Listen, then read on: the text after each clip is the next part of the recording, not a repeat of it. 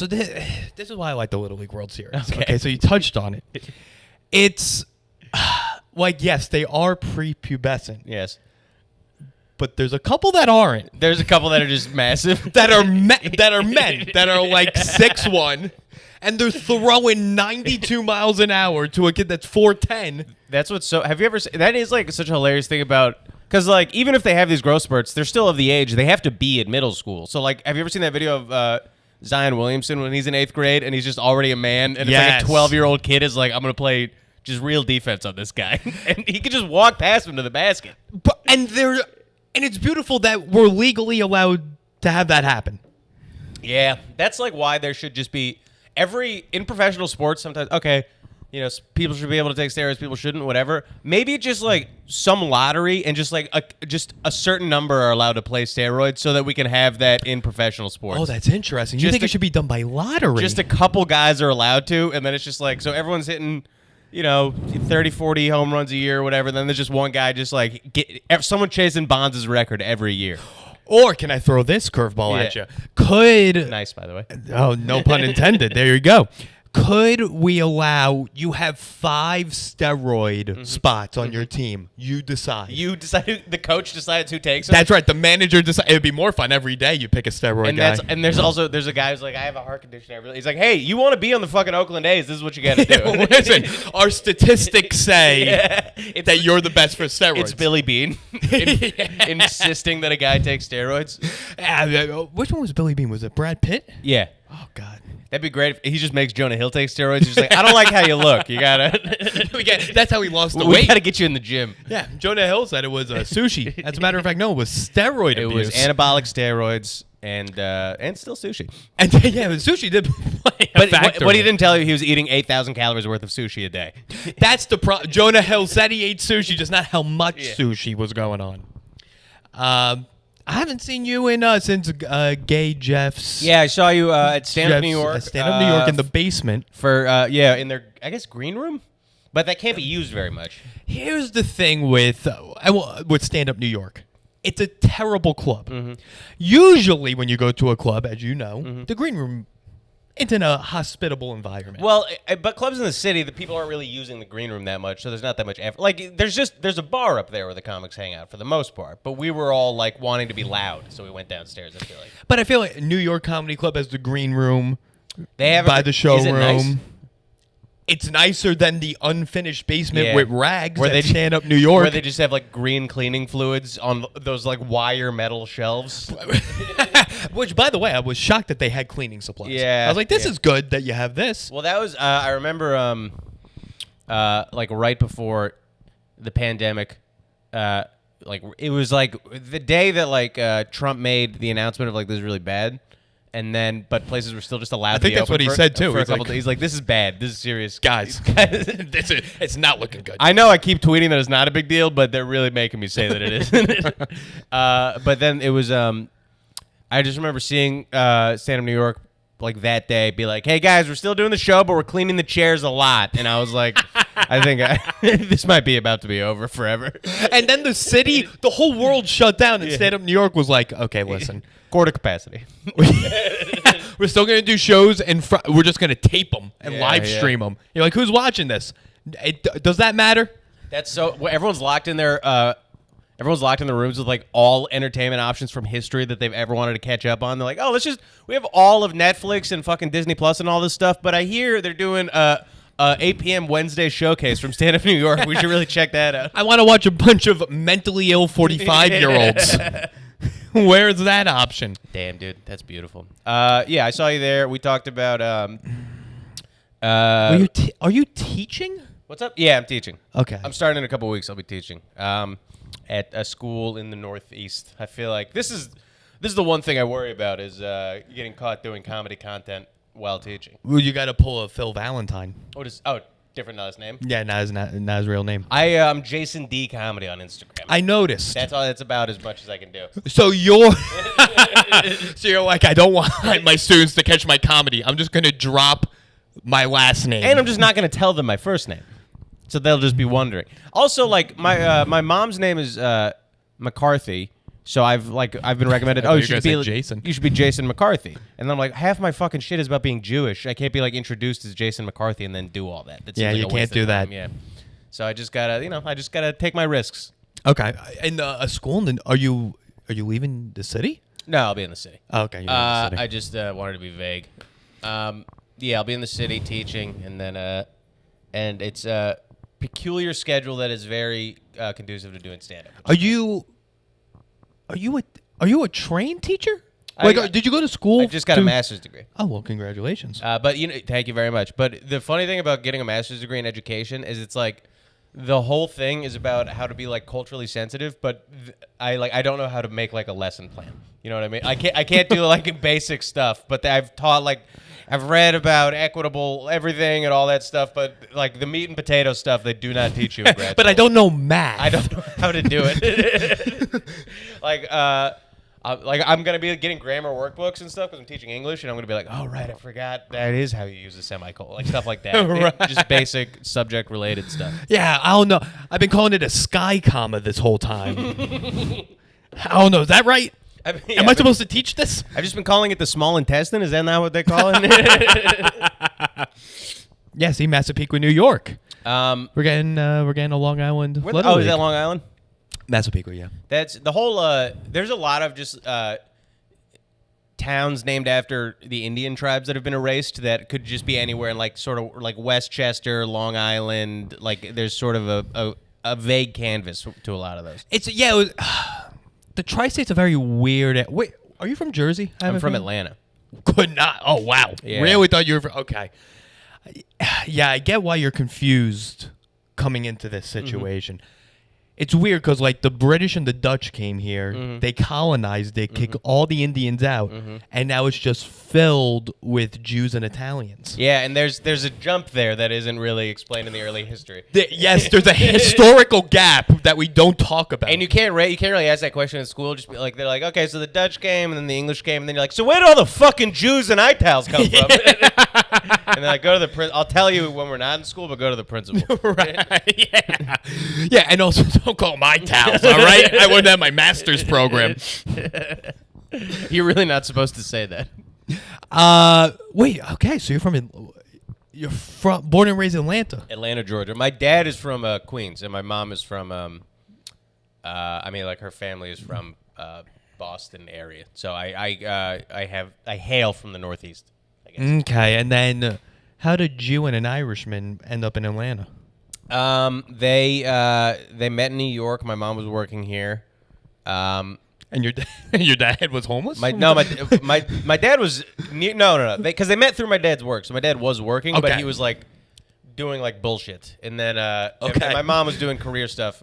And my dad was like working at like a call center or something. And it was something where like he had a job. A Jewish call center? No. It's not just he was Jewish, but not everything he did was like they were like, okay, it's a Jewish call center right before I can work it. How many locks should I buy? He worked for some company that like rented space for meetings for conventions and shit like that. And in that capacity, he called the hotel where my mom worked, and that's how they met. And then wow. And then so they met in great cosmopolitan New York. It was not family sanctioned. Particularly on her end, and then they moved to New York. I think, and they moved to Atlanta in the late '80s, I believe, for work. For work, okay. They like combined forces. He's like, I'll call centers. No, they were he like was event centers. He was a lawyer by then, but he was oh wow, we're making jumps I was not expecting to make. Yeah. Well, this was when they got together. My dad was sort of bumming around. Sort of doing nonsense, but then when he got together with my mom, she sort of whipped him, nudged him to coached him up. be more professionally serious. So then he went to law school at Northeastern. So he went to Boston. He went to Boston for a while. So it's a New York to Boston to Atlanta. They lived all over. Yeah, I guess they didn't live all over. They lived in like 4 places. Okay, that's very much not all over. It's a very confined, especially the areas they lived. Yeah. What was the one place we didn't cover? New York, Boston, and then Atlanta. That's pretty much it. Okay, so it's 3. Yeah, it's 3. Wait, and Maine? Maine for a little bit. Okay. But other than that, it's so that's why I don't read as Atlanta to people. I found A lot of people think I'm You from don't. New York. Yeah, I very much thought you were from like northern Jersey. Yeah, I think that is also a Jewish thing. Yeah, I knew you weren't from Long Island, and I was pretty sure you weren't from Westchester. So the only other option for a Jew is North Jersey. North Jersey. Yeah. What town are you from? Syosset on Long Island. Damn, dude. There's so many towns out there. That's a big Jew town. Yeah, all right. Syosset, big Jew town. Massapequa for the Little League World Series. That's when you think of Long Island. Like, what do you think when someone says Long Island? What do you think of? Just like, a guy somewhere between. He's either selling OxyContin or just got out of rehab for ODing on OxyContin, and he's got, Jesus Christ tattoo on one arm, tank top. He's in the parking lot of the Little League World Series yelling at kids, that type of thing. That's Massapequa. You just described Massapequa. That's great. Yeah, and it's. I went through their roster. Oh, it's fun. It's like vowels all over the place. Oh, it's gross. Oh, the roster of the roster Long Island of the baseball Massapequa Little League team. I can't even come up with it. Sometimes when I try to make up an Italian name, I put in too many vowels, like to start it, and I have to. Let me say this. There's not enough. Santangelo Masalatelli. I think he's actually playing third base tonight. That's great. So you're a big Little League World Series guy, but you're not generally a sports guy. That's what I was saying. Big sports guy. Oh, you are a big. I'm wearing sports an guy. Islanders hat and big sports guy. Because Yeah. I would say Little League World Series is not a good only sport for someone to be into. Yeah, you can't strictly be into the Little League World Series. You're just like I come in, you're watching Little League World Series. I'm like, oh, are you excited about the Mets this season? You're like, who? What is that? Well, I understand. I'm not familiar. What you're saying there. Wait, so are you a sports guy? I like the NBA, and my brother played baseball, so I know like enough about it to have a conversation, but I don't follow it. 4 bases, a bat. Yeah, I get the basics. I was like okay when I was a little kid, but then like come middle school and high school, I was like just like slower and like smaller than like absolutely everybody. Okay, so it was just over. You know what I mean? So were you because you do give off a slight plays. Yeah, I did plays in yeah, high school, yeah, for sure, yeah. Yeah, I was in and also, but I wasn't even like they did musicals and stuff at the school, but I couldn't sing or dance. That's a problem. Yeah, so I would literally, as like a 12-year-old, they did this play, Curtains. I think It's like Fences, but indoors. yeah, that'd be it's fences but inside, and it's just it's like a white couple arguing about how to decorate it. And there's an affair, but no one's mad. Everyone just accepts it. It's like a murder mystery that was on Broadway, and there's like a character for like a 75-year-old like producer, and I played him as like a 14-year-old. So I was like, I'm getting pigeonholed very early on in my theatrical career. I'm like the 85-year-old comedic relief in the middle school play. Well, were you the only Jew in a Georgia school? That might have been part of what was going on. Yeah. They're like, who gives off the most curmudgeon-y vibe? Jason, do you like Curb Your Enthusiasm? You're like, I guess. Why do you keep putting that on me? Well, what does that mean? Why do you just because I keep quoting Seinfeld doesn't mean I should be playing this character? This seems inappropriate that you're asking me this in the audition. George is getting upset. Yeah. So I did a lot of plays in high school. What's the format of this podcast, by the way? We just go, baby. All right. Yeah, whatever you're feeling, whatever you want to talk about. You auditioned for okay, because I was at the Strip before. Oh yeah, I just auditioned the at lockdown. Strip. Yeah. And you said it went weird. No, so it was. I had a good audition, but I got lit late. So then, so I did more time than I prepared, and it went fine because I had like written out 10 minutes and then whittled it down to 5. So I had 10. So I did it, and it was fine. But then I was like, particularly the day we messaged, I was like, stand-up comedy is so because I have nothing going on, and then all of a sudden there's like this thing that seems like if it goes well, I'll have like spots for like a while. You know what I mean? Right. I really wanted to do well. I would love to be like, oh, it doesn't matter, who gives a fuck, but I really wanted to do well, and I felt good about it. But like particularly that night, the next day, I was like, what if it doesn't get communicated that the host didn't like me? It wasn't that I ran the light. So I was just like very in my head about that. You were playing out every single scenario. I was like, they're mad at me. Yeah. So I had that going on. Who was hosting? Who was hosting? It was I think it was Mike Britt. Yes. But it was a good show. I wasn't sure what a Tuesday night at 8 o'clock was going to look like, but there were like 40, 50 people there. It was a fun spot to do, and I like that club. I like that room. You did late night beforehand.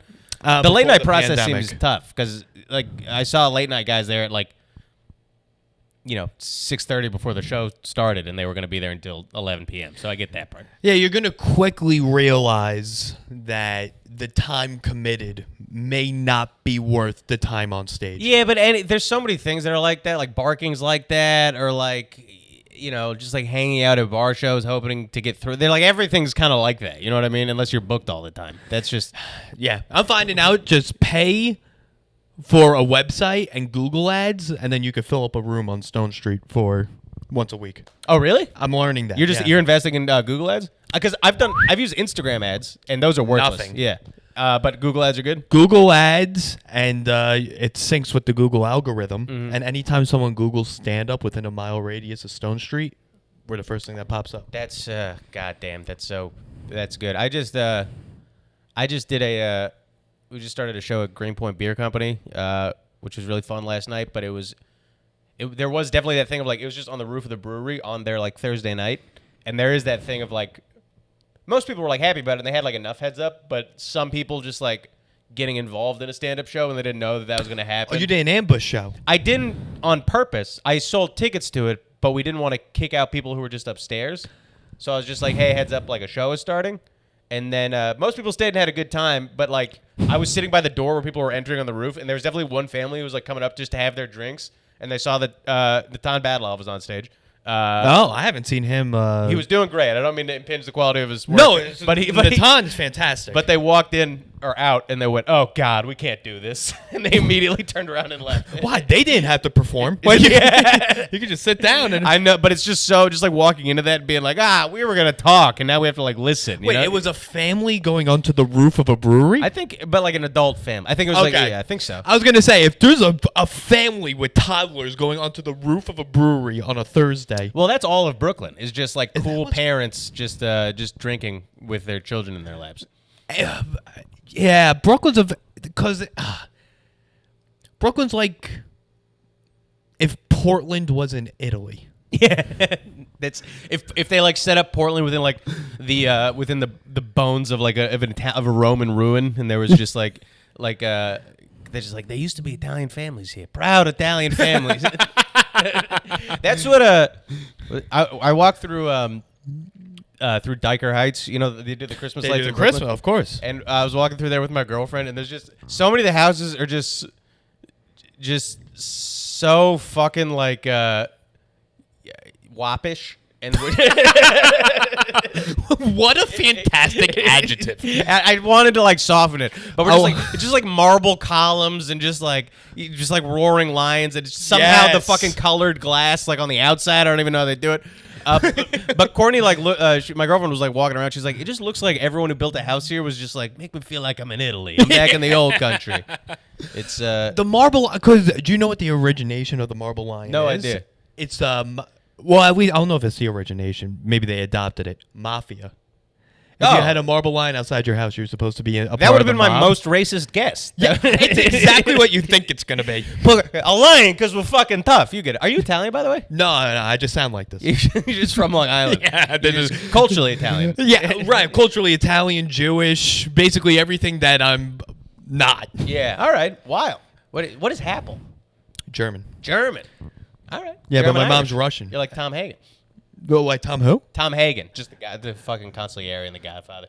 Oh, okay. See, I'm not a movie guy. Oh, really? Are you a movie guy? I do like movies. Well, you acted. What's up? People that acted in high school were always movie people. Well, yeah, because there's like this. Well, it's like anything. Like when you got into, if you got into stand up, you didn't want to be like the stand up really likes like Gabriel Iglesias. You get into like stand ups that you like.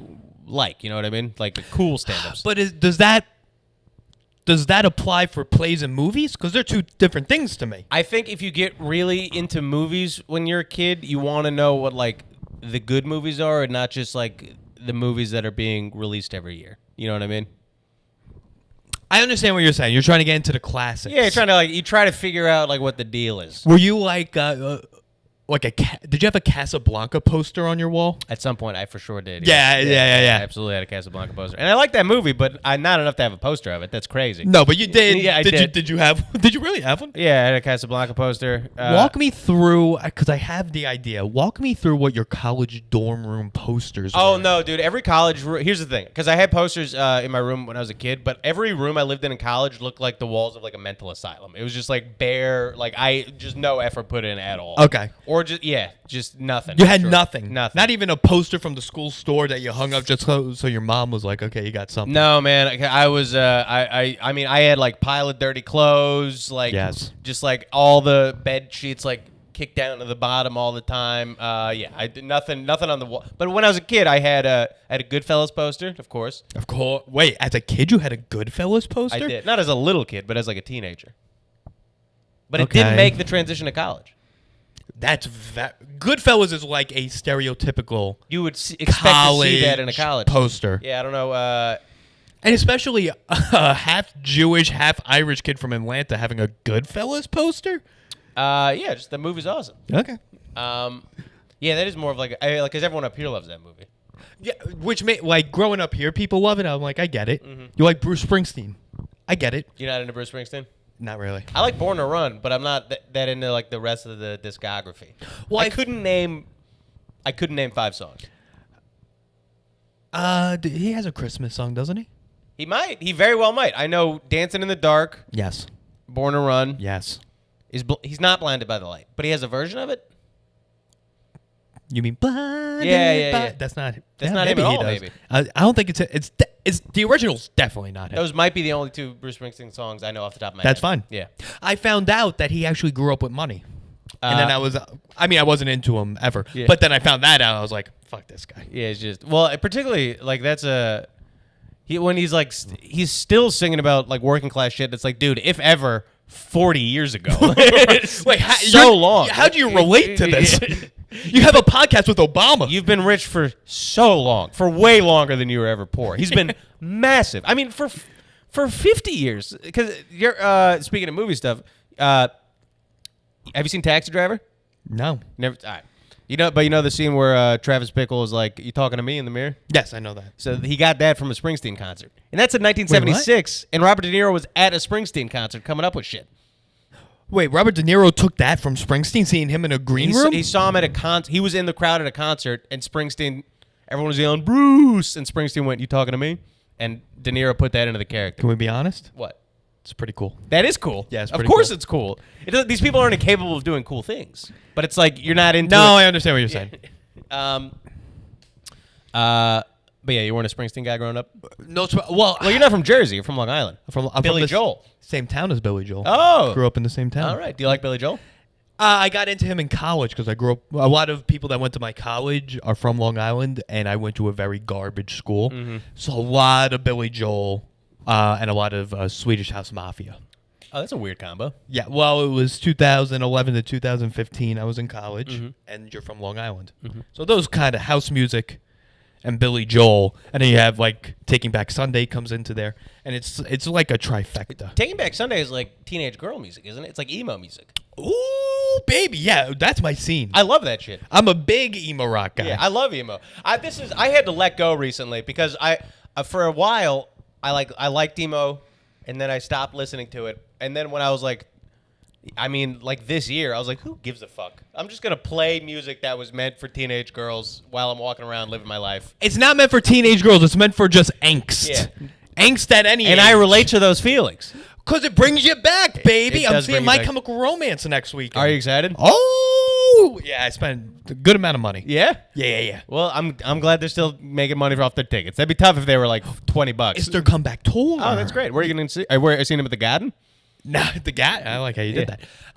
No, UBS Arena on Long Island. Okay, beautiful. Yeah, that'll be great, dude. My Chemical Romance concert in Long Island. That's gonna be fantastic. It's gonna be amazing. It was there or Brooklyn, and at Long Island, I feel like you're gonna get more of an authentic experience. There's not gonna be any irony, In Brooklyn, no, there's zero irony. A lot of bad tattoos. It's gonna be fun. Long Island rocks. There's gonna be just like girls in the park like I blew them all in 2007, and I'm back for seconds. Well, they're from Jersey. I did not know that. That's You didn't know great. My Chemical Romance? No, I didn't know where they're My from. Chemical Romance from Jersey. Taking Back Sunday from Amityville, Long Island, if you want me to be very specific. Oh, have you seen the Amityville Horror? Haven't seen it. The movie, no, but I drove to the house during driver's ed. Is it scary? Is it still the house? Yeah. They didn't. Like, someone lives there. But they didn't even knock it down? It's still the house?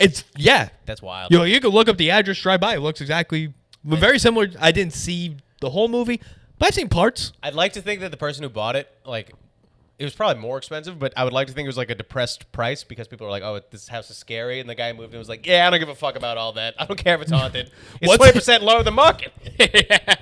That's a real Long Island thing to Yeah. do, is to be like, wait, how much is the house? I'll do it. Oh, yeah, we'll fucking give it a fresh coat of paint. We'll flip this son of a bitch. Wait, where did you go to school? Where did I go to school? I Where'd went to you go to USC.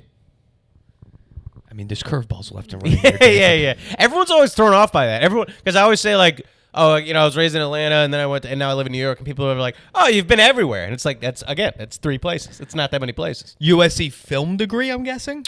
Theater. Not as into it.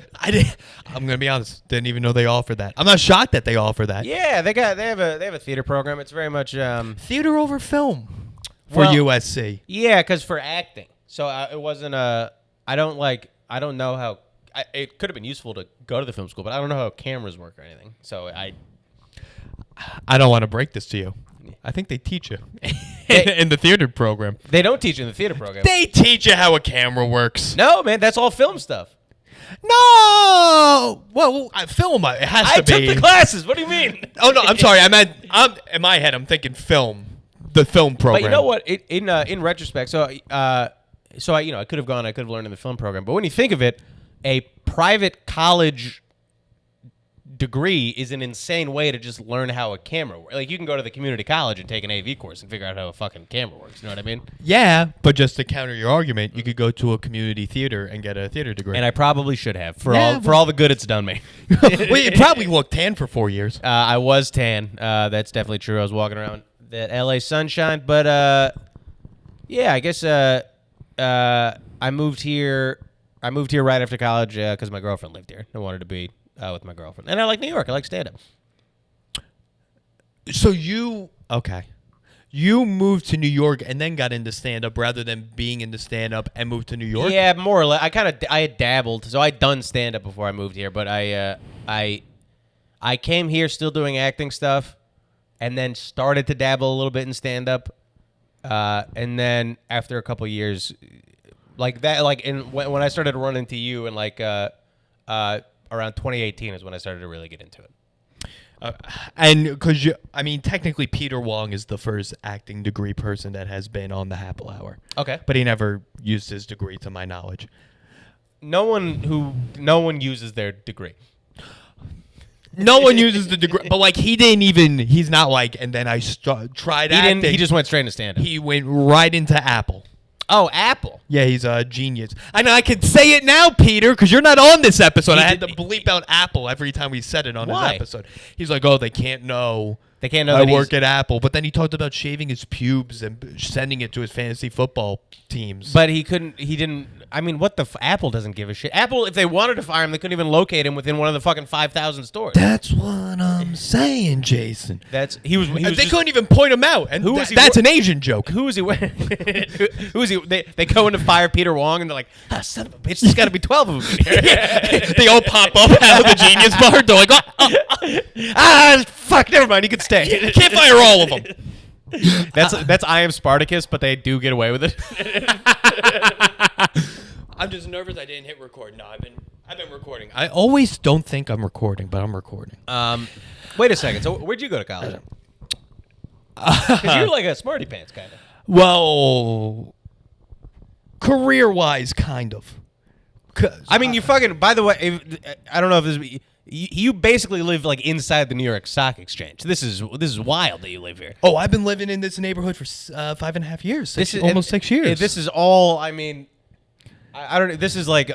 I guess it's all people who just graduated from college living here. It seems like young. By the way, your doorman, Rich, has a doorman, and when I said I'm here to see Rich Happel, this guy was so used to just like disgusting comics coming in, and like I said, I'm here to see Rich Apple and your apartment number, and they went elevator to the left. So like Get we out of see my Matt face. Hardy all the time. Yeah, you're an improvement. Jesus Christ, you're an improvement over there. Thanks for showering I had to today, let fucking Jason. John Jota in here.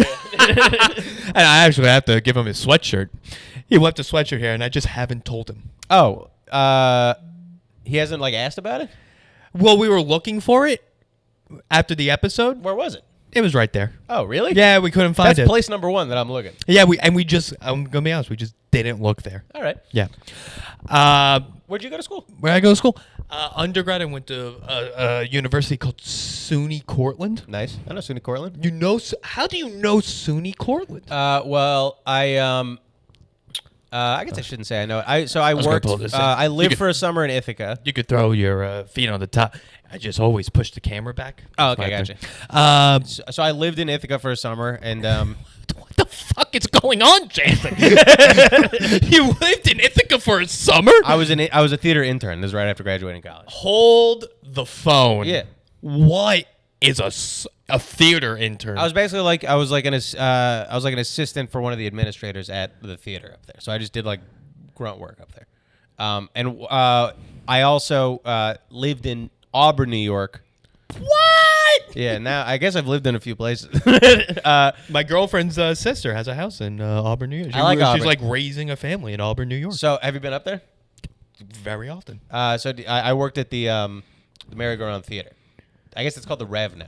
Okay. So I did children's theater for a year. So I guess I was around Cortland. You're doing children's theater did- in Auburn, New York for a year? all around Western New York. I was in Jamestown. I was in Oneonta. I was in we could get into the argument that, you're saying a lot of things, Wait, about Western New York? What constitutes Western New York? Yeah. Auburn, Central New York. Auburn, Central New York. Yeah, Oneonta. I don't know what you would call Oneonta. I guess just upstate New York. That might be Central. Yeah, well, yeah. Once you, like, go up there and you're like, this is upstate, they go, no. Yeah. This is Central. Upstate is like Watertown. Like way the fuck up. Like, yeah. I may have been to Watertown. I was definitely in Jamestown. I was around By Buffalo, right? definitely Where by the Comedy Buffalo. Hall of Fame is? yeah, I think I drove by the Comedy Hall of or no, I think it was about to open when I was there. Fucking what's another shitty place up there? I went wherever the Boxing Hall of Fame is also up there. I didn't even know. And then what's another fucking terrible town up there? Utica. Shithole. Utica's one of the worst places ever. Utica looks like 1940s, like London. It looks like it got bombed. Yeah. Like half the roofs are caved in. It's It crazy. makes no sense. What happened there? The factory shut down. It was like a factory thing. You know what happened to Utica? China happened. Yeah. That's definitely like a NAFTA town where they're like still mad at like Bill Clinton about shit. Yeah, dude, it's bleak up there, man. Dude, it sucks. We saw places. We would drive around and we'd see places where they're like they don't have tractors. Like it's farm country, but they can't afford tractors, so they're using horses for work still. And they're not Amish. And I'm like, yeah, like they just can't. They're like, well, a tractor's expensive, and you're like, that's What does crazy, that even man. mean? I don't even know. For me, it's expensive. For you, it seems like a necessary expense. Right. That's like your business. It's that's a crazy part of the country. Well, okay. Well, I don't know which direction to take this in. If we should go to SUNY Court, because I feel like we really didn't address how you ended up in Auburn of all places. I mean, it was just my girlfriend worked there for a summer. She's also an actor, and then they needed someone on short notice the following, like a year later, I think, and she just put me in contact with them. So I ended up doing for like whatever a school year was, I was doing like traveling children's theater. Okay, I think we should go to. You met your girlfriend in college. Yeah. So Okay. well, you're gonna like this. Spent a summer in Madison, New Jersey. I only lived in 4 places, on top of the other 76 places I've lived. But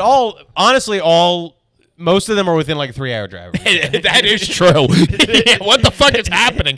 You're like a minor league baseball player. I saw the Auburn Doubledays play. It is a similar lifestyle. Oh wow, yeah. A lot of working actors and minor league baseball players, there is a lot of overlap. It's just like shitty towns where there's not other options for entertainment, dorm style living. Yep.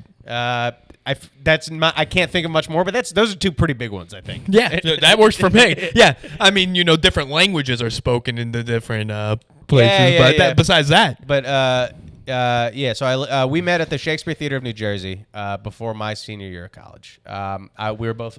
This is before I was an intern. I was an apprentice. Did you just say the Shakespeare Theater of New Jersey? That's such an oxymoron. It is confusing. Yeah. The Shakespeare Theater of New Jersey. Yeah, fucking Romeo, fucking Juliet, you dumb whore, I love you. How many times do I gotta say it? Well, half the plays are set in Italy. It makes sense. Yeah, that is true. What's the what Shakespeare play starts with an O? Othello. Othello. Yeah. How many times do they drop the N bomb in Othello at the Shakespeare Theater of New Jersey? They just in every play they're just like making like offhanded references to like the daughter dating Othello. You're like, why do you keep bringing that up? I don't see this in this wasn't in the original script. Just in Romeo and Juliet, they just go, look, at least she's not dating Othello. You're like, what the? Are we bringing in different plays here? I don't think that's how it works. Yeah. So then, and she went to school on Staten Island. She went to Wagner. Wait, so how did you meet? Because we were both apprentices at this program. Oh, so okay, so you met. Okay. Yeah. Wait, so how did you end up there? I just applied for like when you're in. A lot of times when you're in theater school, like a lot of theater students, they spend the summer doing like theater adjacent or like theater related things during the summer. So that was the summer between my junior and senior year. I did that, and like the summer before that, I had worked at some, theater in Atlanta. Just stuff to keep you occupied and like put on your resume, in case you're applying for like, a lot of actors go into like restaurant work. A lot of people go into some sort of, showbiz administrative type jobs or just something like assistant jobs and stuff like that. So it's a way to build your resume for stuff like that. So I did an acting apprenticeship program at the Shakespeare Theater, and then of New Jersey. That's where we met. Yeah, of New Jersey. Okay. Previously, the Shakespeare Festival of New Jersey, or something. Oh, so they got a theater. They went from festival to theater. Yeah. That's like a food truck getting exactly right. a storefront. They got a storefront. Yeah, good for them. They were just popping up plays in various locations before that. Okay. I'm really taking in a lot of information here. Yeah, I'm sorry. I'm just sort of hitting you. I am not going into depth on anything. No, this is why, and I say this almost every episode. This is why I love this podcast. It's because I have people on that I think I'll know what their background is. You learn about people doing podcasts. Yo, it's wild. Well, because when you're just like bustling around, open mics or bar shows, you just hear people's act, which is, it's whatever information they convey in 10 minutes, and then you're not really like sitting down to talk to people that often. Or if you are, you're just talking about like comedy. Right. Yeah. Like when I saw you at stand-up New York, we just spent the whole time talking about how much we hated interacting with open micers. Yeah. And no, like, I didn't find out where you were living or like what was going on. I was just like, I haven't seen you doing much stand-up. And you're like, I hate the people, and I was like, I get that. You're like, fuck yeah, dude. Yeah, and we were sitting down, but we were talking over a bicycle. I do remember that. Yeah, it was a bike. I was like, is this anyone's? And they're like, it came with the. It's just part of the rooms. You want it? It's yours. Okay, so Cortland, New York. Yeah, a little bit. I probably spent like I was probably there for like a day and like got lunch there or something. I didn't like spend like a significant amount of time. There's no reason for you to have spent a significant amount of time. But you went to SUNY Cortland for undergrad, then I went to Adelphi. Like biochem or something? No, you ready for this one? What? J-boy? What's that? Exercise science. Exercise science. That's awesome. The trashiest of sciences. But that I feel like that's a classic because you used to be a big fatty. Big fat fatty. Yeah, right. Yeah. And then you were just like, my life needs to be about not being fat again. Bingo. Yeah. And then I got a master's in it. Yeah. From Adelphi University, which is where Peter Wong got his acting degree. That's where John Moskowitz went to school as well. I don't think he finished though. Oh, really? Yeah. You don't need to finish. Yeah. Adelphi. It's unnecessary. That's just Long Island's just how close it is to New York, but how much shittier it is really tough. Well, Garden for City, young people. Adelphi is in Garden City, which is a very nice town. Town I'm from, very nice town. but then you have Massapequa. And that, like, the Baldwins are from Massapequa. Well, Alec Baldwin? Alec Baldwin, I think Doug Oh, Baldwin. you know what? Because you shouldn't, when you say the Baldwins, I shouldn't think Alec Baldwin. I should think Danny Baldwin. Like, because I'm thinking, Alec Baldwin. But then I'm like, no. You're talking about Danny Baldwin. No, Alec Baldwin as well. I know they all are, but like, No, you're trying to illustrate what Massapequa was like. And Oh, I'm like, yes. I'm like, Alec Baldwin, he's classy. And then it's like, no, Billy Baldwin. That's who you need to be thinking.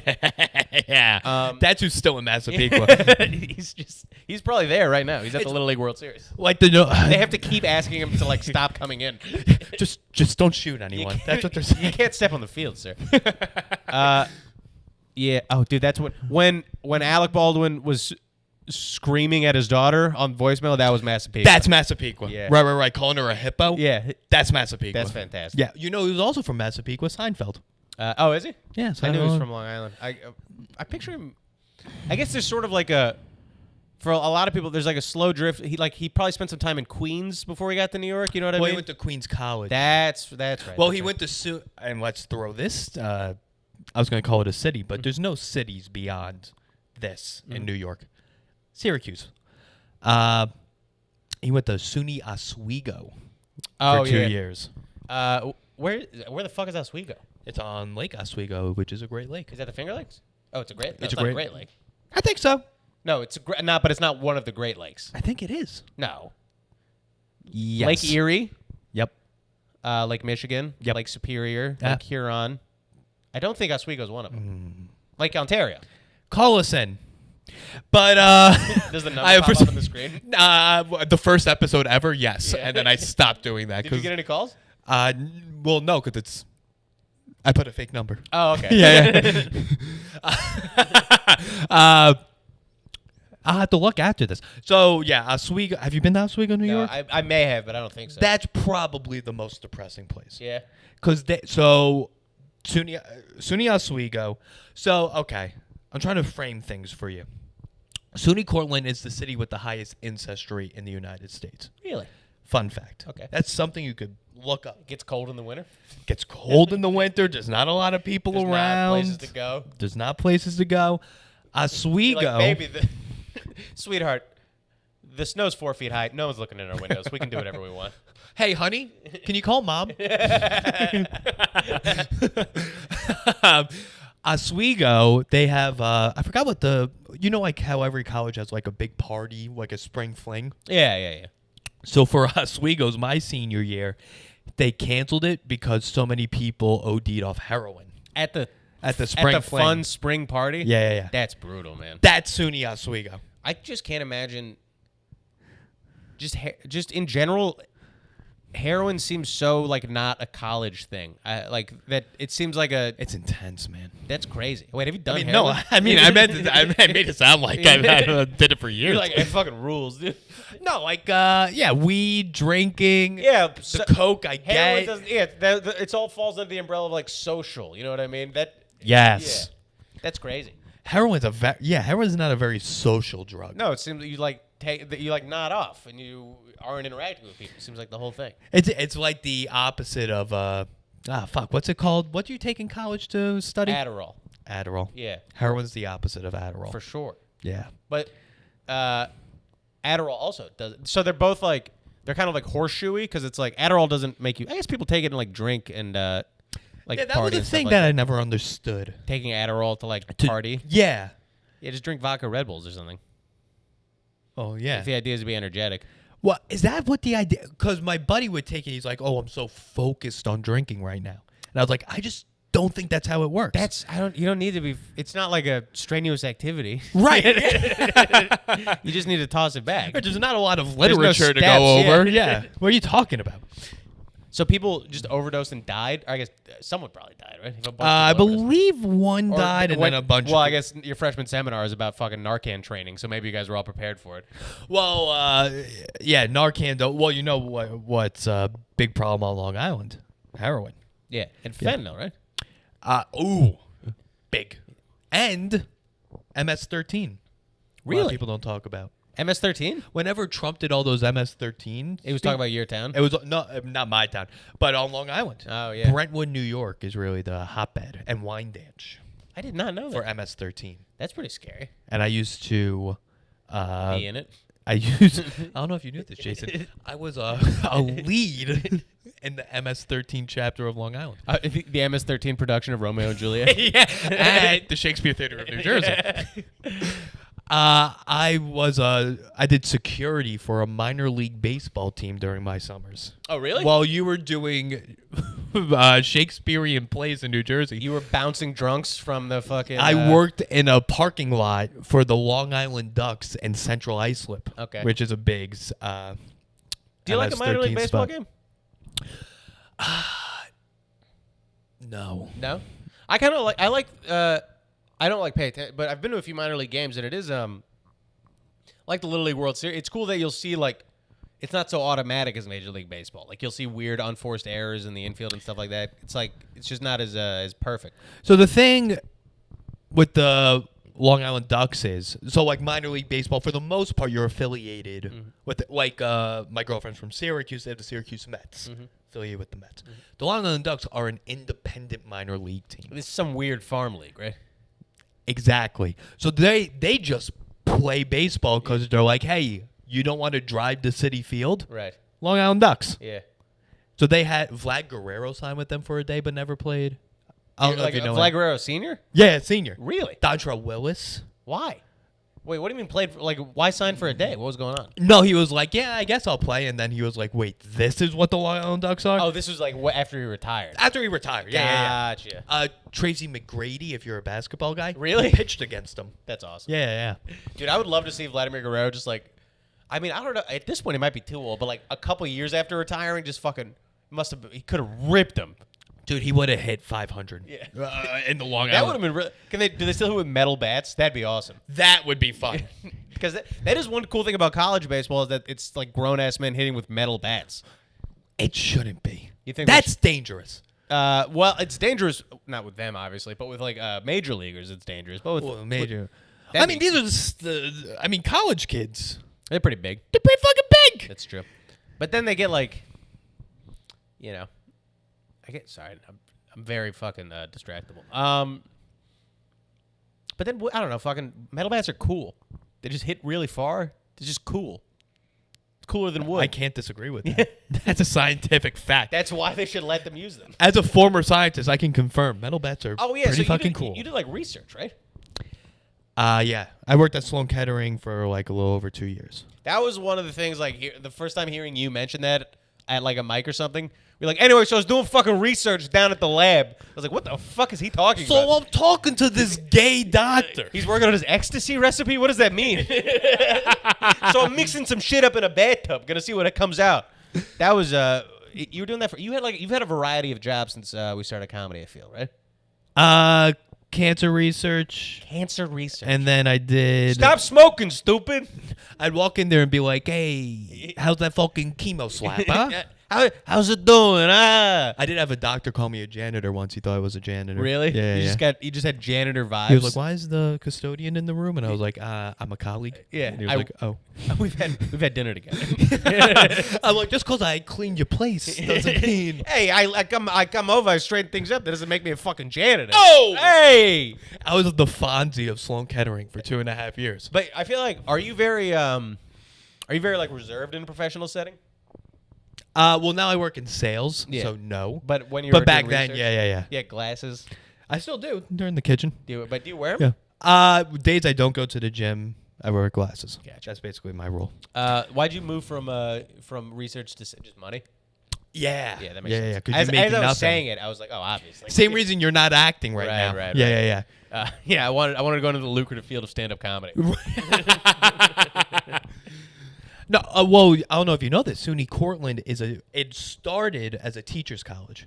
I did not know that. No. So all my friends and my sister and my mom are teachers. A lot of teachers. Yeah. It's it's a good. I'm looking forward to doing it because I've just done like so I've been my experience so far has been like student teaching, which is great, but there's no responsibility or anything. But of course, I just had just such bullshit jobs since being in New York, just like temping, but also like temping in a way that would like frustrate employment agents because they thought they're like, oh, we're gonna get him like a long-term deal, and I'm like, you know those jobs where like the assistant just isn't there for a day, and I just have to sit there and like direct phone calls, Right. just as many of those as possible. Were you working with like Ted Barden and I don't know. that crew? It was there were some comics who got employed through, like Bo Ballou, I think got employed through my agency, but we weren't working. We weren't working together. I think it was I spent a day working at the company where Steven Sahelnick. You know Steven Sahelnick? That I don't know. He's a comic. He's friends with like I think he's friends with Natan and I haven't seen Natan in a very long time. Idris Alton. I know. Just guys you know from around. I know. But he was like he had like an actual job there, and I was like, you know, their fill-in assistant who's like fucking like psyched when they brought in lunch at the end of the day. I was like, you guys do this every fucking day. This is awesome. Just like bullshit. Like I worked at New York Sports Club. Really? Yeah. This one? No, it was the one. It's Oh. closed now. It was the one in Irving Place. Oh, okay. I I used to go to that one. may have checked you in actually. You may have checked me in. When would this have been? Because this was before I was really doing stand-up. I would go there from. I'm trying to think. I started at Sloan Kettering, August 2016 until March 2017. Yeah. Well, I'm trying to think when I started there. I think I started in the summer of 2017. But as you said it, I remembered your face on a computer screen. It's possible. So it's possible that I checked you in. Yeah, that was not. Wait, that closed? Yeah, it closed. Oh, I think I don't know how recently. Probably during the pandemic. okay. Yeah, I worked there for a while. And it's just like, I think that's the thing that drives a lot of comics crazy more than like beyond the frustration of like having to, you know, struggle to even get stage time is just the bullshit jobs you have to like work to like fit with the like the demands of comedy and like jobs where you have no responsibility and stuff like that. Right. They're just tough to piece together. But Like, you've always had like a real thing. Yeah, my last job I got because do you know Tommy O'Regan? Irish? Yes. Like Oh Irish no, Irish? not no. Okay, He's I from got Boston, went to Harvard. you. Oh, no. Don't Yeah. know. I worked. I call it a hedge fund. It wasn't really a hedge fund, but it's just easier to explain it that way. And they hired him, and they were like, he's good. It was just like calling people all day, and they're like, do you know any other comics? And he was like, hey, you want to work here? And I was like, yeah, sure. You were just like, So it was like a private equity. It was fund? it was a job where like, okay, here's a good example. So a hedge fund wanted to invest into Apollo Global Management, which is a publicly traded stock. Apollo, the word Apollo Global Management. I thought you were Yes. saying. Oh, I thought you were saying the word Poly Global Management, and I was like, "That's way." No. So basically, hedge funds would hire us to find people to talk because you can't do inside trading. Mm-hmm. So find people that are like as close to that as possible, see if they're interested, and get them on the phone with me. So that was my job. Gotcha. So they wanted to invest into Apollo Global Management because it came out that the CEO paid Jeffrey Epstein hundreds of millions of dollars for financial help. Oh, like acquiring kids or whatever. Right. So for like 2 weeks. I'm trying to think of how much. Hundreds of millions seems like too much. Oh well, I guess that's the going rate for top tier kids. I guess so. You know, he did well. Yeah. So I was. So you think Jeffrey Epstein made money off of that rather than his financial stuff? Is that like a that because as you're saying it, that makes sense that people think that. I didn't realize that was like a theory. Do you really think he provided financial aid to people? I thought he was a finance guy. Do you know what? I thought he was like a stock trader. He was like a hedge fund guy No, he was a math teacher who got into at finance. Dalton. And then he got into finance. And then some like Fortune 500 CEO pulled him in. They were like, "Hey, like that's the story of how he got into finance." But really, it seemed we don't know any of this for sure. Allegedly. Allegedly, that's when he started recruiting people into this, like sex trafficking. But thing. there's not documentary evidence of it. Of course not. No, he would have. You know, if that, he would have been arrested way longer. Gotcha. Yeah. All right. I thought he was like an actual finance guy. No, All right. That's the going theory. that's a going theory. So I had to call people for 2 weeks who used to work at Apollo, like top tier executives. Mm-hmm. And I'd be like, hey, yeah, just would you want to talk to my client? They're like, oh, yeah, sure. I was like, yeah, just one qualifying question. Did you have any encounters with Jeffrey Epstein? And they were like, are you fucking serious? And I was like, I'm sorry. I have to ask this. Wait, what do you mean encounters? So what were these exchanges like? So, because their whole theory was this stock is going to tank because the CEO was actually paid Jeffrey Epstein for sex. Oh. So they wanted to talk to these guys To figure out if that was see what so they could short it. to short it or take a advantage. I don't know what they didn't tell us what their actual position was going to be. So yeah, I mean most of the time it was like, yeah, we're looking to buy Coca-Cola. Can you call some former Coca-Cola people? But this So 2 weeks, you were like middlemen for getting proprietary information. Yep, That's crazy. I did that for like 2 years. That's and that's all. But that was all like above board. Yeah, that's all kosher. Gotcha. That's Yeah. crazy. Did you ever read the only thing I know about insider trading is I read a book about Steve Cohen and SAC Capital, and it's pretty interesting stuff. Super interesting. I also like that he just it was just funny just learning because he was really into fine art and just being like, oh, fine art is just for assholes. It's legal money laundering. Yeah, they're just like, oh, that shark cost $600 million. Because he just had a stuffed shark in his office, and it was like, yeah, I'll give you $600 million for that or something. I don't know. Just so made up. And now, now I do crypto compliance. If you really want to curveball in things, You do crypto compliance? that's what I do, baby. And it's like Have they even written laws for that yet? kind of. Yeah. And because now, what people are doing with physical art, they're trying to do with NFTs. Oh yeah, I guess that's just new money laundering. Yeah, but the problem is I can trace everything you do. Right. You can't do that with legal, on the blockchain, you could just see people going back and forth. And it's like, maybe don't put it in writing. Do you not have to is when something there is some sort of paper trail with extremely expensive art, right? If you're trading if a thing costs $10 million, It's like a car. There's pink slips. there's just a pink slip, but no one you don't have to if someone asks you have to be like, yeah, I own it, but you don't have to document it anywhere that you've traded it. I don't think I don't know anything about the fine art world, as you can tell by my voice. I don't know anything about Christie's. You're not that into Let me tell you something. I'm not into. You know who I like is that Monet. Dude, I went to the Andy Warhol exhibit Oh, with my girlfriend. Yeah. Do you know anything about Andy Warhol? Just the basics at best. Did you know he didn't do any of that? Like the art? Yeah. Who did it? He had fucking theater interns. They were doing the screen printing. Oh, but he envisioned it and had them do it. Yeah, he envisioned it. No, but that's I do think a lot of art works that way. The David, Michelangelo had apprentices doing. What? Yeah. Dude, I didn't know that. Yeah, he would just come in and be like, yeah, fix. I think it's he's like the project manager type of thing. No. I think there are. I'm not saying all stuff works that way, but I think that is a thing with art. That it's there's people doing the grunt work. Because otherwise it would take forever. I don't know. I don't know that much about art. I didn't know that about Andy Warhol, for example. I just figured That would he be did wild. The Sistine Chapel? Yeah, I mean, there must have been a ton of people working on it. Look at how That fucking that big it was is. probably a lot of people. Yeah, that was. That couldn't have been one guy all right, I'm done. Have you heard the Jackie Mason bit about that, where he's he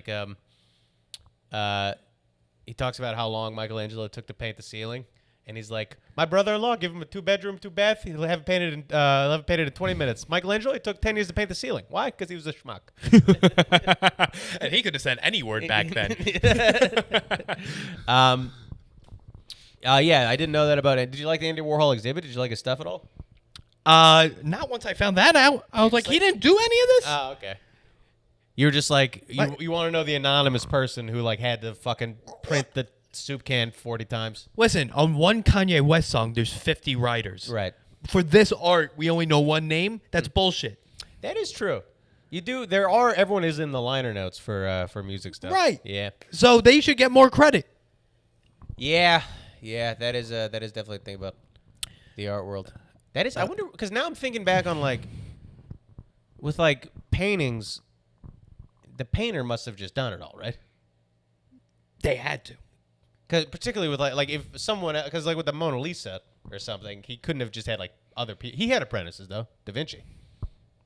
I'm so like not in my area of expertise. I'm just like gaming this out in my head as we're talking. Well, what apprentice? Like what were like a blacksmith apprentice, a candlestick? Was there another word for apprentice, or that's the word? I think that's a good word.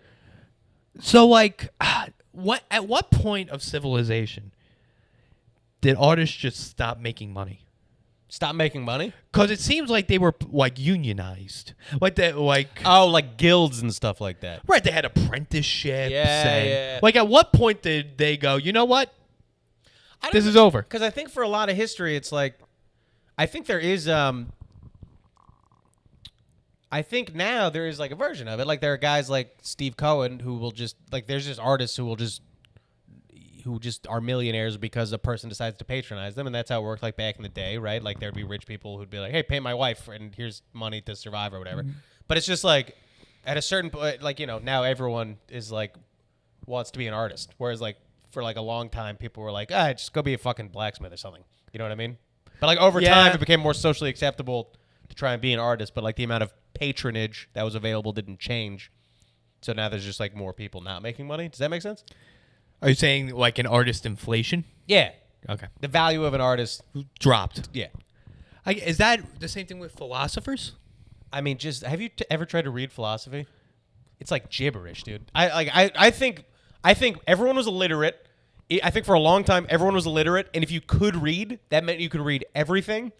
But now everyone can read a little, and no one can read philosophy. Okay. That's what I think happened with that. That's a good theory. Because I mean, dude, like if I'm like I'll buy like a smart philosophy book, and then like page 2, I'm like, what the fuck did they just say? Like, how are they using these words? Like every word is like an insane technical definition. It's like trying to read like an SAT prep book. No, it's like trying to read like a fucking published scientific paper, like, but you're just an idiot, and you're just like, oh, I'm just gonna read about like the genome project. I don't fucking know. They're not writing it for me. They're writing it for like people who know stuff, right? Maybe it was just in the original Greek format. Like, what's going on here? What do you mean? Greek philosophers. I tried. I just didn't understand. Yeah, that's what I was going for. I was like, maybe it's just fucking hieroglyphics. Wait, so now it's Hawaii and New York, but earlier it was just Canada versus Japan. Yes, it's clear you're not a Little League. I'm not a Little League World Series guy. The U.S. is broken down into sections. So Massapequa is representing Metro, while Hawaii is representing the West. So the other countries, it's like, look, fucking beat Canada and fucking Uruguay and shit like that, and we'll talk about playing a U.S. team. Is that how it works? Right. So like Latin America is represented by Honduras. Okay.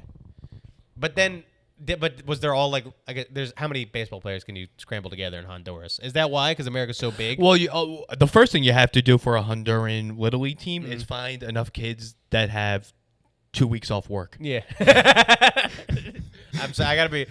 My banana guy's really gonna want me back on the. I just can't take the time off. I just don't have enough accrued. A really stressed 12-year-old being like, I really do. The kids are gonna be fucking. The kids need braces and shit like that. I can't be taking time off. The banana harvesting plant.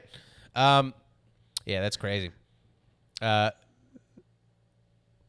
Hawaii versus New York, and Hawaii's winning. Fucking New York. Hawaii usually wins. Really? Hawaii's very good. Hawaii's good at baseball. And because you're from Atlanta, to get very specific, Warner Robins, Georgia.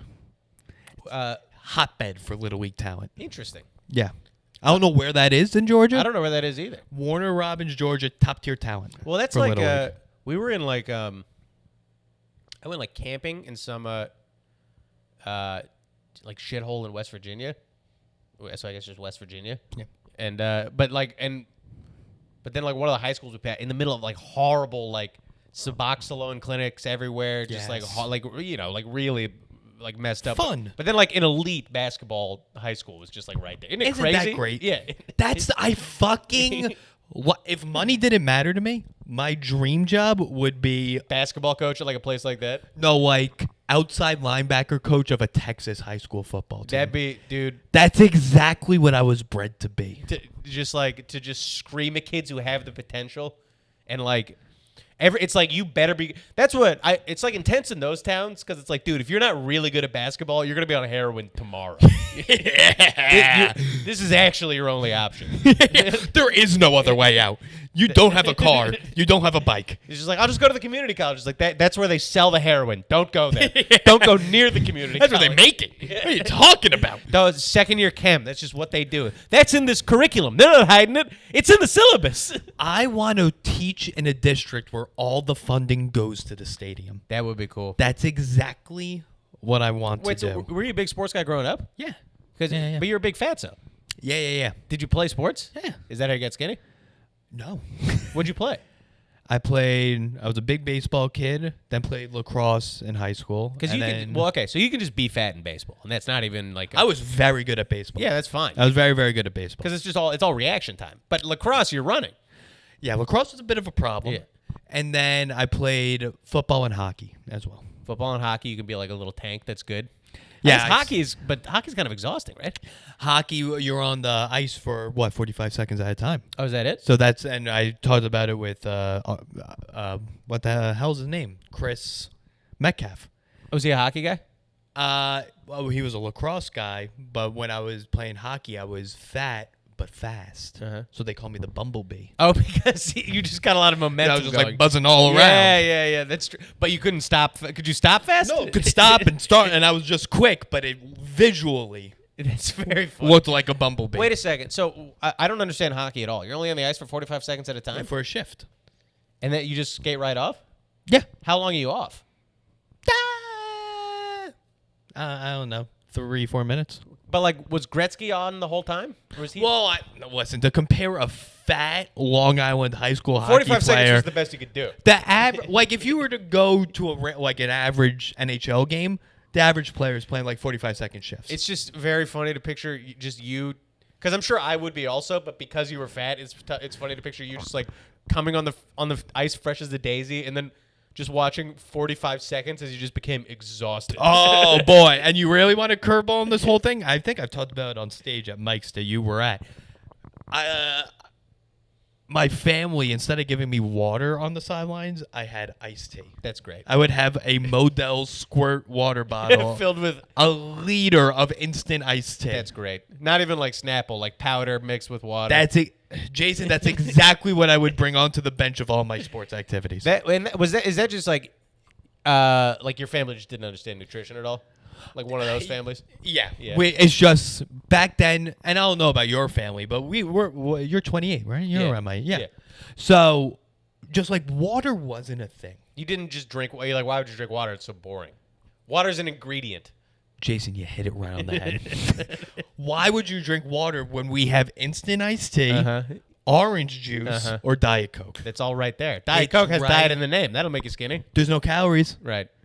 I do. People say talk shit about drinking, but if you're drinking 11 Diet Cokes a day, you're president. That's great. You're losing weight as far as I'm concerned. I mean, it's 0 calories. It's 0 calories. You're burning calories throughout the day. If anything, you're losing weight. Just drink Diet Coke and don't eat anything, and it'll be magical. That's how models do it. That's how models do it. So no, dude. Yeah, it is funny how if you just switch all your drinks to water, a lot of people will just instantly lose 10 pounds just on that. I went to college. My first month, I lost 30 pounds. Just from not being in the clutches of your family? Yeah, from just drinking beer and eating pizza, I lost 30 pounds. That's great. It's fun. It should have been eye-opening. Your diet was better. But yeah, drinking beer and eating pizza. That is funny for healthier. Your classmates who are gaining weight. You're like, is Rich losing? Yeah, how is this happening? Is he going to the gym? You're like, nope, not going to the gym. I was like, I think the walking to class is helping. Yeah. Like, what? I was like, I don't know. Just being outside. Yeah, the sun. Damn, that's great. Wait, so you were like an athlete. Like every season you were doing stuff. Constantly. But you were still just fat the whole time. Yeah. That's crazy. And a kid. As a child. As a child. Yeah. That, you do see sometimes, you see because you see kids who are chubby, but then you see kids who are like, that kid's fat. And you're like, damn, dude, that's such a fucking handicap. If you're 7 and not a little doughy, but fat, that's crazy. Yeah, I've been wearing the same size shirt since I was 11. That's awesome. Yeah. That's so good. It's a good time. Whatever. Are people in your family fat? Yeah. Yeah, everyone. Damn, dude. Yeah. That's a. Wait, you from a thin family? A TF? All have fluctuated, but weight obsessed. Oh. Mom, dad, brother to a lesser extent now, but like very like everyone's like very like self-conscious and like talking about Interesting. where their weight's at all the time. And I definitely I exhaust my girlfriend with that shit for sure. Oh really? Yeah. You're Just being like, I'm a fat pig, and she's like, what do you like? Whether I am or not, because she just like loves me. I'm just like, Idiot. I'm a fat, disgusting pig, and she's like, I don't. No, you're not. Like I don't care. But everyone's been skinny. So you talk about, but your family talks about it, but they don't do anything about it. No, they're fine. No, a lot of them. My dad was like, I think they got fat while working, and now they're like retired and they're very active. I understand what you're saying. Yeah. That type of thing. So they were like, they're like healthy when they're young. They got to middle age. They got fat, and now they're skinny. Got too busy. Yeah. And now. Well, dude, I mean, back. that is another thing. Is like, whenever if I'm just doing stuff that I don't want to do, like when I was this last semester in grad school in the spring, when I was just like in grad school and then also had like a full teaching schedule, I was just fucking eating all the time because that's like the one fun thing I get to do all day. Right. That's when you're not making lesson plans. Yeah. And your I'm life just too busy. Peanut M&Ms, dude, hunting them down. Yeah. Family size bag. Yeah. Share size rather. Yeah, dude, food's awesome. What do you do? Oh fuck. Are we? We're good. We're good. Yeah. I do an hour. We're on hour 10. The funny thing, it was talking about like families and like weird nutritional stuff. I was in a family situation where I don't want to like name names or anything, but don't drop them. But there was someone who had like a heart attack and was therefore like trying to eat better. So was eating steamed broccoli. Okay. And other members of the family were like making fun of him for eating steamed broccoli. It was like, dude, he was on the verge of death. Just let him eat it.